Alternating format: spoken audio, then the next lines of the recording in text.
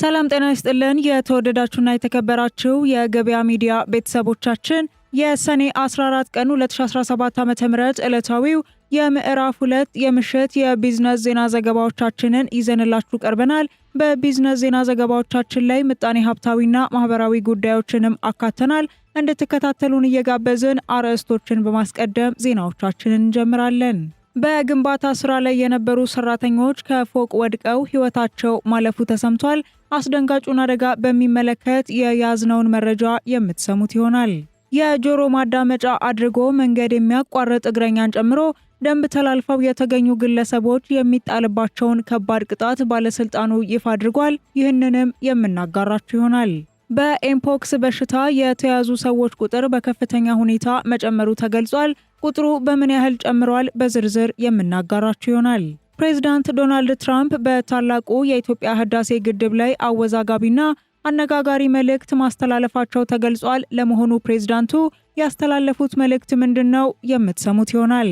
የተወደዳችሁና የተከበራችሁ የገበያ ሚዲያ ቤተሰቦቻችን ከምሽት የቢዝነስ ዜና ዘገባዎቻችን ጋር አብራችሁን እንድትቆዩ እንጋብዛችኋለን። በዝርዝር ወደምንመለከታቸው እናልፋለን። በመዲናችን አዲስ አበባ ብዙዎቹ ለመኖሪያና ለኢንቨስትመንት ተመራጭ ባደረጉት በለቡ መብራት በቻድ ኤምባሲ አጠገብ በማራኪ ኮሪደር ልማት ደምቆ የሚታየው ዲኤምሲ ሪል ስቴት ማራኪ እይታ ያለውን የመጨረሻውን ብሎክ በቅናሽ ዋጋ ይሻሙ ይሎታል። ከአነስተኛ ወለል ጀምሮ በመረጡት የፍሎር አማራጭ ከስቱዲዮ እስከ ባለ 4 መኝታ ከ508 ሺህ ብር ጀምሮ በመክፈል የቤት ባለቤት እንሆ ይሁኑ። 60% በሚደርስ የረጅም ጊዜ ባንክ አማራጭ ከወለድ ነፃ አገልግሎት ጋር አመቻችተናል። ቀድሞ ለሚመጡ ለ20 ዕድለኞች እስከ 30% የሚደርስ ቅናሽም አዘጋጅተናል። ለበለጠ መረጃ ለቢሮ ቀጠሮ እንዲሁም ሳይት ለመጎብኘት በ0968 7272 29 አሊያም በ0922 917974 ላይ ይደውሉ። ደስታው እዚህ ይጀምራል። ዲኤምሲ ሪል ስቴት። ኢትዮጵያና የተባበሩት መንግስታት ድርጅት አዲስ ስምምነት ማድረጋቸው ተገለጸ። የኢትዮጵያ መንግስትና የተባበሩት መንግስታት ድርጅት ከጎርጎሮሳውያኑ 2025 እስከ 2030 የሚዘልቅ የ6.5 ቢሊዮን የአሜሪካን ዶላር አዲስ የልማት ትብብር ማዕቀፍ መፈራረማቸው ተገልጿል። አዲሱ የትብብር ማዕቀፍ የአየር ንብረት ለውጥን እንዲሁም ኢኮኖሚያዊ ቀውስን የመቋቋም አቅምን በማጠናከር ዘላቂ የምግብ ስርዓቶችን በመገንባትና በገጠራማ አካባቢዎች ኑሮን ለማሻሻል ያለመ መሆኑን ከገንዘብ ሚኒስቴር የተገኘው መረጃ ያመላክታል። በስምምነቱ ሴቶችን በማብቃት ላይ በማተኮር የስራ ዕድሎችን በመፍጠር በዲጂታል ትራንስፎርሜሽን አማካይነት የልማት ፕሮግራሞችን በማዘመን እንዲሁም እንደ ሴቶች፣ ህጻናትና አካል ጉዳተኞች ላሉ የህብረተሰብ ክፍሎች ሁሉን አቀፍ ድጋፍ በማድረግ የኢትዮጵያን አጣዳፊ ችግሮች ለመፍታት ያለመ መሆኑን ተጠቁሟል። ማዕቀፉን ሙሉ በሙሉ ለመተግበር የ6.5 ቢሊዮን የአሜሪካን ዶላር ያስፈልጋል የተባለ ሲሆን በአሁኑ ወቅት 1.5 ቢሊዮን የአሜሪካን ዶላር ገደማ መሰብሰቡ ተገልጿል። ይህም 5 ቢሊዮን የአሜሪካን ዶላር የገንዘብ ክፍተት ያለው ሲሆን ይህን ክፍተት ለመሙላት የማዕቀፉን ዓላማዎች ለማሳካትና ተጽዕኖ ፈጣሪ ውጤቶችን ለማረጋገጥ ወሳኝ መሆኑም ተመላክቷል። በስምምነት የፊርማ ስነ ስርዓት ላይ የኢትዮጵያ ገንዘብ ሚኒስትር ዴኤታ ሰመረታ ሰዋሰውና የተባበሩት መንግስታት ድርጅት የኢትዮጵያ ሰብአዊ ድጋፍ አስተባባሪ ራሚዝ አላክባሮቭን ጨምሮ በሀገሪቱ ከሚንቀሳቀሱ የተለያዩ የተባበሩት መንግስታት ድርጅት ኤጀንሲዎች የተወጣጡ ተወካዮች መገኘታቸውን የአዲስ ስታንዳርድ ዘገባ ያመላክታል።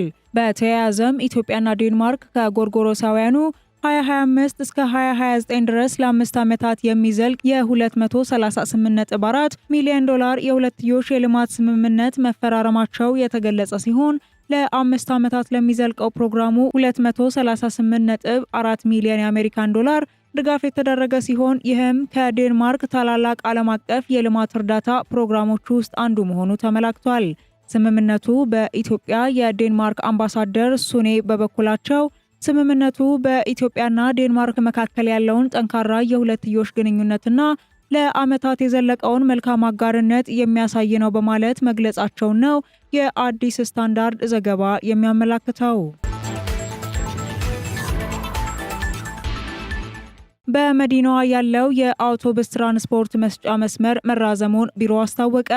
የአውቶቡስ ትራንስፖርት መስጫ መስመሮችን በማራዘም የመልካም አስተዳደር ጥያቄዎች መፈታታቸውን የአዲስ አበባ ትራንስፖርት ቢሮ አስታውቋል። የአዲስ አበባ ትራንስፖርት ቢሮ መነሻቸው ከየካ አባዶ ከሰሚትና ከሴምሲ በማድረግ መዳረሻቸውን መገናኛ የነበሩ አውቶቡሶች መስመሮችን በማራዘም በአሁኑ ሰዓት መዳረሻቸውን ሜክሲኮ 6 ኪሎ አውቶቡስ ተራ፣ ሽሮ ሜዳና ፒያሳ በማድረግ በህብረተሰቡ ሲነሳ የነበረውን የመልካም አስተዳደር ጥያቄ መፍታት መቻሉን ገልጿል።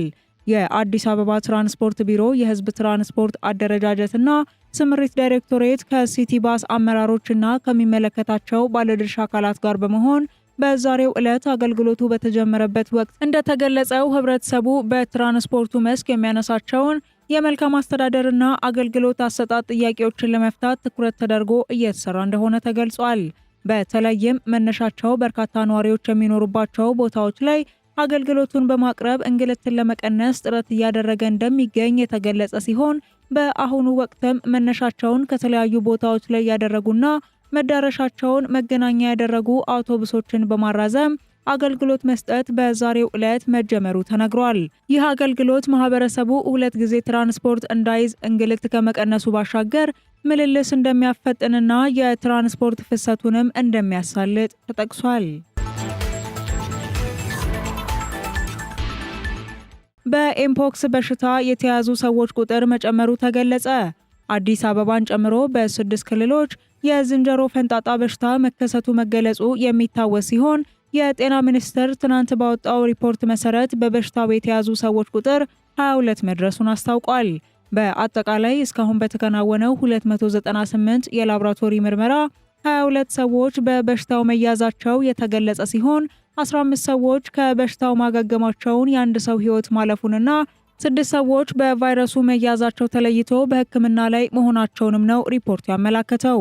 ከአንድ ወር በፊት ወደ ኢትዮጵያ የገባው የኤምፖክስ ቫይረስ ዝርያ ከፍተኛ የሞት መጠን የሚያስከትልና በከፍተኛ መጠን የሚሰራጭ እንደሆነ ጤና ሚኒስቴርና የኢትዮጵያ ሕብረተሰብ ጤና ኢንስቲትዩት ማስታወቃቸው የሚታወስ ነው። ይህ የቫይረስ ዝርያ በአንጻሩ ከፍተኛ የሚባል የስርጭት መጠን ያለውና በዚህ የቫይረስ ዝርያ ከበሽታው ጋር በተያያዘ የሚከሰት የሞት መጠን በአንጻሩ ከፍተኛ እንደሆነ በሌሎች ሀገራት በተገኘ ልምድ ማወቅ ተችሏል ሲል የተቋማቱ መግለጫ ያስረዳል። የኤምፖክስ በሽታ ምልክቶቹ በሽተኛው ከተያዘ ከ5 እስከ 21 ቀናቶች ውስጥ ምልክቶች የሚታዩ መሆኑ የተመላከተ ሲሆን ምልክቶቹም ከፍተኛ ትኩሳት፣ ራስ ምታት፣ የጀርባ ህመም፣ የሰውነት እብጠቶች፣ ለመተንፈስ መቸገር፣ በሰውነት ክፍል ጎልተው የሚታዩ ሽፍታዎች እንደሆነም ተገልጿል። በግንባታ ስራ ላይ የነበሩ 2 ሰራተኞች ከ4ኛ ፎቅ በመውደቃቸው ምክንያት ህይወታቸው ማለፉ ተሰማ። በአያት ሪል ስቴት በግንባታ ስራ ላይ የነበሩ 2 ሰራተኞች ከ4ኛ ፎቅ ወድቀው ህይወታቸው ማለፉ የተሰማ ሲሆን በተመሳሳይ በትናንትናው ዕለት 2 እንዲሁም ከትናንት በስቲያ 2 ሰራተኞች ከህንፃው ላይ ወድቀው ህይወታቸውን ማጣታቸው ተነግሯል። በዛሬው ዕለት ከረፋዱ 4 ሰዓት አካባቢ ሲኤምሲ ሚካኤል እየተገነባ በሚገኘው አያት ሪል ስቴት ላይ በግንባታ ስራ ላይ የነበሩ 2 ሰራተኞች ከ4ኛ ፎቅ ወድቀው ህይወታቸው ማለፉን አሃዱ ሬዲዮ በቦታው ተገኝቼ አረጋግጫለሁ ሲል በዘገባው አስታውቋል። አደጋው የደረሰው በልስን ስራ ላይ ተሰማርተው በነበሩ ሰራተኞች ላይ ሲሆን 2 ሰራተኞች ከህንፃው 4ኛ ፎቅ ላይ ሆነው የልስን ስራ በማከናወን ላይ ሳሉ የቆሙበት ሊፍት ካቦ በመበጠሱ አደጋው መድረሱ ተገልጿል። በወቅቱም ከህንፃው ስር በመጓዝ ላይ የነበረ አንድ ሰራተኛ ዊንች ወድቆበት ወዲያውኑ ህይወቱ ያለፈ ሲሆን ከወደቁት 2 ሰራተኞች ውስጥ አንዱ ሰራተኛም በተመሳሳይ ወዲያውኑ ህይወቱ አልፏል። የልስን ስራ ሲሰራ የነበረው አንዱ ሰራተኛ ደግሞ ከባድ ጉዳት ደርሶበት ለሕክምና እርዳታ ወደ ሆስፒታል መወሰዱን ዘገባው አመላክቷል። በትናንትናው ዕለትም 4 የቀን ሰራተኞች በተመሳሳይ ሁኔታ ከሪል ስቴቱ ህንፃ ላይ ወድቀው 2 ሰራተኞች ህይወታቸው ያለፈ ሲሆን በሁለቱ ሰራተኞች ላይ ደግሞ ከባድ ጉዳት መድረሱን የሪል ስቴቱ የግንባታ ሰራተኞች ገልጸዋል። እንዲሁም ከትናንት በስቲያ ሐሙስ ሰኔ 12 ቀን 2017 ዓ.ም 5 የግንባታ ሰራተኞች ከህንፃው ላይ መውደቃቸው የተገለጸ ሲሆን የሁለቱ ሰራተኞች ህይወት ሲያልፍ በ3ቱ ሰራተኞች ላይ ከባድ ጉዳት ደርሷልም ተብሏል። በህንፃው ላይ የተሰማሩ ሰራተኞች በተደጋጋሚ ተመሳሳይ አደጋ የደረሰባቸው እንደሚገኝ ሰራተኞቹ የገለጹ ሲሆን በሳምንት 1 ወይም 2 ሰራተኞች አደጋ እንደሚደርስባቸውም ተናግረዋል። የጆሮ ማዳመጫ አድርጎ መንገድ ማቋረጥን ጨምሮ የእግረኞችን ደንብ ተላልፈው የተገኙ ግለሰቦች ቅጣት የሚጣልባቸው ደንብ ይፋ ተደረገ። የአዲስ አበባ ከተማ ትራፊክ ማኔጅመንት ባለስልጣን ይፋ ባደረገው የእግረኞች ደንብ 577/2016 መሰረት እግረኞች ደንቡን ተላልፈው ከተገኙ ቅጣት የሚጣልባቸው በመሆኑ ጥንቃቄ እንዲደረግ ሲል አስታውቋል። ስለ እግረኞች ደንብ መተላለፍ የሚያስከትለውን ቅጣት በተመለከተ ተገቢውን ጥንቃቄ ሳያደርግ መንገድ ያቋረጠ ግለሰብ 100 ብር የገንዘብ ቅጣት፣ ለተሽከርካሪዎች በተፈቀደ መንገድ ላይ ያለበቂ ምክንያት የቆመ ወይም የተጓዘ 100 ብር፣ ለእግረኞች መንገድ ተብሎ ከተከለከለ መንገድ ውጪ የተጓዘ 100 ብር፣ በብረትም ሆነ በግንብ ተለይተው የታጠሩ መንገዶችን ዘሎ መንገድ ያቋረጠ 150 ብር፣ በጆሮ ማዳመጫ የተለያዩ ድምጾችን እያዳመጠ ወይም ስልክ እያናገረ መንገድ ያቋረጠ 150 ብር፣ ለእግረኞች ክልክል ነው የሚል ምልክት ባለበት መንገድ ወይም እግረኞች እንዳያቋርጡ በተከለከለበት የማሳለጫ ወይም የቀለበት መንገድ ያቋረጠ 150 ብር ቅጣት ተፈጻሚ እንደሚደረግም ተገልጿል። ሆኖም ከተጠቀሱት ጥፋቶች መካከል አንዱን ጥፋት ፈጽሞ ክፍያ መፈጸም ያልቻለ ወይም ያልፈለገ ማንኛውም ሰው ተመጣጣኝ በሆነ ማህበራዊ አገልግሎት እንዲሰጥ የሚደረግ መሆኑንም ባለስልጣኑ አስታውቋል። በመሆኑም ማህበረሰቡ በእግረኞች ደንብ የተጠቀሱ ሕጎችን በማክበርና በትራፊክ አደጋ የሚደርሰውን ውድመት በመከላከል ረገድ ኃላፊነቱን እንዲወጣ የአዲስ አበባ ትራፊክ ማኔጅመንት ባለስልጣን ያሳሰበ ሲሆን በደንቡ የተከለከሉ ሕጎችን ተላልፎ የተገኘ ግለሰብ በገንዘብ ወይም በማህበራዊ አገልግሎት እንደሚቀጣ መግለጹን ከባለስልጣኑ የተገኘው መረጃ ያመላክታል። የአሜሪካው ፕሬዝዳንት ዶናልድ ትራምፕ በታላቁ የኢትዮጵያ ህዳሴ ግድብ ላይ አወዛጋቢ መልእክት ማስተላለፋቸው ተሰማ። የአሜሪካው ፕሬዝዳንት ዶናልድ ትራምፕ በኢትዮጵያውያን ገንዘብ የተገነባውን የህዳሴውን ግድብ በአሜሪካ በሞኝነት የገንዘብ ድጋፍ የተደረገለት ግዙፍ የኢትዮጵያ ግድብ በማለት ትሩዝ በተሰኘው የማህበራዊ ትስስር ገጻቸው መግለጻቸው ተሰምቷል። ፕሬዝዳንቱ በማህበራዊ ሚዲያ ገጻቸው ላይ በለቀቁት ጽሑፍ አሜሪካ በሞኝነት የረዳቸው የኢትዮጵያ ግድብ ወደ አባይ ወንዝ የሚፈሰውን ውሃ በእጅጉ ይቀንሳል ሲሉም ጽፈዋል።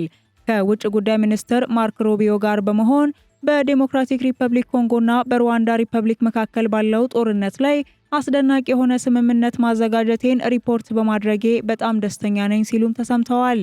ይህ ጦርነት ከብዙዎች ጦርነት በበለጠ በከፋ የደም መፋሰስና ሞት የሚታወቅ ሲሆን ለ10 ዓመታት የቆየ ነው ካሉ በኋላ የሩዋንዳና የኮንጎ ተወካዮች ሰነዶችን ለመፈረም ሰኞ ዕለት ዋሽንግተን ውስጥ እንደሚገቡ በመግለጽ ይህ ለአፍሪካ ታላቅ ቀን ሲሆን በእውነት ለመናገር ለመላው ዓለምም ታላቅ ነው ሲሉም አክለዋል። ለዚህ የኖቤል የሰላም ሽልማት በህንድና በፓኪስታን መካከል ያለውን ጦርነት በማስቆሜ የኖቤል የሰላም ሽልማት አላገኘም። በሰርቢያና በኮሶቮ መካከል ያለውን ጦርነት በማስቆሜ የኖቤል ሽልማት አላገኘም። በግብጽና በኢትዮጵያ መካከል ሰላምን በማስፈኔ የኖቤል ሽልማት አላገኘም ያሉት ትራምፕ በቅንፍ ውስጥ በአሜሪካ በሞኝነት የገንዘብ ድጋፍ የተደረገለት ግዙፍ የኢትዮጵያ ግድብ ወደ አባይ ወንዝ የሚፈሰውን ውሃ በእጅጉ ይቀንሳል ሲሉ ጽሑፋቸውን ማስፈራቸው ተገልጿል። ከሰሞኑን በአሜሪካ የኢትዮጵያ ፌዴራላዊ ዴሞክራሲያዊ ሪፐብሊክ ልዩ መልእክተኛና ባለሙሉ ስልጣን አምባሳደር ብናልፍ አንዱዓለም ከፕሬዝዳንት ዶናልድ ትራምፕ ጋር በነጩ ቤተ መንግስት የመጀመሪያ ግንኙነታቸውን ማካሄዳቸው የሚታወስ ሲሆን በተያያዘም አሜሪካ ኢትዮጵያን ጨምሮ በ36 ሀገራት ዜጎች ላይ የጉዞ እገዳ ልትጥል መሆኑና የትራምፕ አስተዳደር ኢትዮጵያን፣ ግብጽና ናይጄሪያን ጨምሮ የ36 ሀገራት ዜጎች ወደ አሜሪካ እንዳይገቡ ለማገድ ሀሳብ እንዳለው ሮይተርስና ዋሽንግተን ፖስት የተመለከቱት የሀገሪቱ ውጭ ጉዳይ መስሪያ ቤት ውስጣዊ ሰነድ ማመላከቱን መዘገባችን የሚታወስ ነው። ፕሬዝዳንቱ ታላቁን የኢትዮጵያ ህዳሴ ግድብን በሚመለከት በማህበራዊ ትስስር ገጻቸው ያሰፈሩት መልእክት በበርካታ የማህበራዊ ትስስር ገጾች በስፋት እየተጋራ ይገኛል። የተወደዳችሁና የተከበራችሁ የገበያ ሚዲያ ቤተሰቦቻችን የሰኔ 14 ቀን 2017 ዓ.ም ዕለታዊው የምዕራፍ 2 የምሽት የቢዝነስ ዜና ዘገባዎቻችን የተከታተላችሁትን ይመስላል። ገበያ ሚዲያን በመወዳጀት ቀሪ መረጃዎችን እንድትከታተሉ እንጋብዛችኋለን። መልካም ምሽት ይሆንላችሁ። በመዲናችን አዲስ አበባ ብዙዎቹ ለመኖሪያና ለኢንቨስትመንት ተመራጭ ባደረጉት በለቡ መብራት በቻድ ኤምባሲ አጠገብ በማራኪ ኮሪደር ልማት ደምቆ የሚታየው ዲኤምሲ ሪል ስቴት ማራኪ እይታ ያለውን የመጨረሻውን ብሎክ በቅናሽ ዋጋ ይሻሙ ይሎታል። ከአነስተኛ ወለል ጀምሮ በመረጡት የፍሎር አማራጭ ከስቱዲዮ እስከ ባለ 4 መኝታ ከ508 ሺህ ብር ጀምሮ በመክፈል የቤት ባለቤት እንሆ ይሁኑ። 60% በሚደርስ የረጅም ጊዜ ባንክ አማራጭ ከወለድ ነፃ አገልግሎት ጋር አመቻችተናል። ቀድሞ ለሚመጡ ለ20 ዕድለኞች እስከ 30% የሚደርስ ቅናሽም አዘጋጅተናል። ለበለጠ መረጃ ለቢሮ ቀጠሮ እንዲሁም ሳይት ለመጎብኘት በ0968 7272 29 አሊያም በ0922 917974 ላይ ይደውሉ። ደስታው እዚህ ይጀምራል። ዲኤምሲ ሪል ስቴት